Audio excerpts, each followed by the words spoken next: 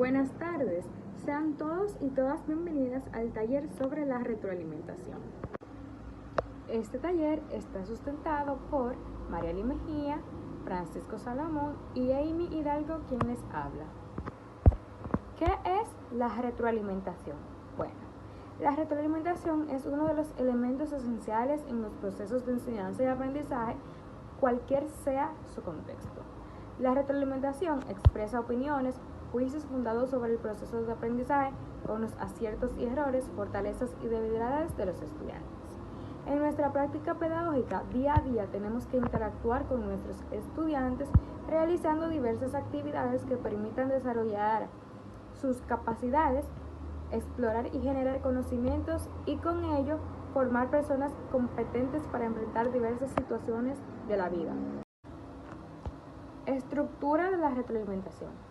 La estructura de la retroalimentación tiene 5 etapas. La primera es identificar al estudiante. Para iniciar la retroalimentación se debe establecer una conexión con el estudiante desde el vínculo socioemocional para generar una interacción positiva que invite a la reflexión. En segundo lugar tenemos valorar los logros de aprendizaje, que consiste en identificar el logro del aprendizaje de acuerdo al instrumento de evaluación utilizado. Por ejemplo, una rúbrica y los niveles de desempeño inicial, intermedio y avanzado. En tercer lugar tenemos describir la meta de aprendizaje, que consiste en describir el criterio de éxito o el indicador de evaluación con un lenguaje sencillo y entendible para los estudiantes, es decir, un lenguaje llano o cotidiano. En cuarto lugar tenemos entregar o hacer sugerencias y estrategias para mejorar y o profundizar el aprendizaje, que consiste en describir las sugerencias y estrategias de aprendizaje de acuerdo al criterio de éxito. Se deben escribir de forma precisa, entregando múltiples estrategias para profundizar o ampliar el aprendizaje, considerando las características de los estudiantes y su contexto. Y por último, y no menos importante de estas etapas, tenemos dar a conocer el motivo por el que es importante este aprendizaje. Este consiste en describir la importancia que tiene para la vida la aplicación de los conocimientos, habilidades y actitudes, así como para la trayectoria educativa. Bien, ahora yo le estaré hablando sobre los tipos de retroalimentación. Existen 4 tipos de retroalimentación. Estos son incorrecta, elemental, descriptiva y por último la retroalimentación reflexiva o por descubrimiento.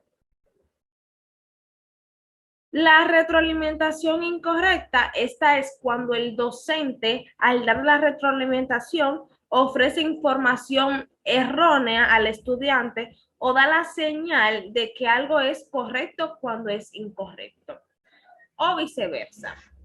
Si, por ejemplo, es cuando la docente responde no, no es 50 grados, la temperatura de la mezcla siempre es el promedio de las temperaturas iniciales. En conclusión, en este tipo de retroalimentación, la maestra no domina el tema.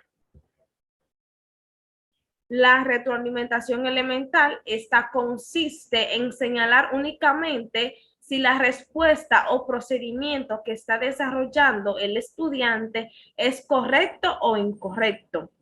Se puede decir que incluye preguntas si está seguro de su respuesta sin darle más elementos de información, o bien brindarle la respuesta correcta. Por ejemplo, la docente puede responderle al estudiante, no, no es 50 grados, piénsalo mejor. Este tipo de retroalimentación da a entender que la maestra no da mayores herramientas para descubrir la respuesta en el estudiante, esta solo niega o afirma. La retroalimentación descriptiva, esta no es más que consiste en ofrecer oportunamente a los estudiantes elementos de información suficiente para mejorar su trabajo. Es decir, esta describe lo que hace que esté o no logrando o sugiriendo en detalle qué hacer para mejorar.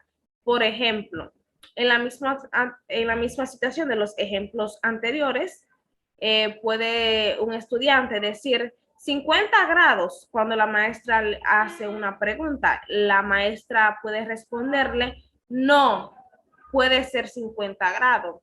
Recuerda que cuando agregas agua fría al agua caliente, esta se enfría. En conclusión, este tipo de retroalimentación da a entender que la maestra da mecanismos a través de estrategias para ayudar a descubrir una respuesta al estudiante.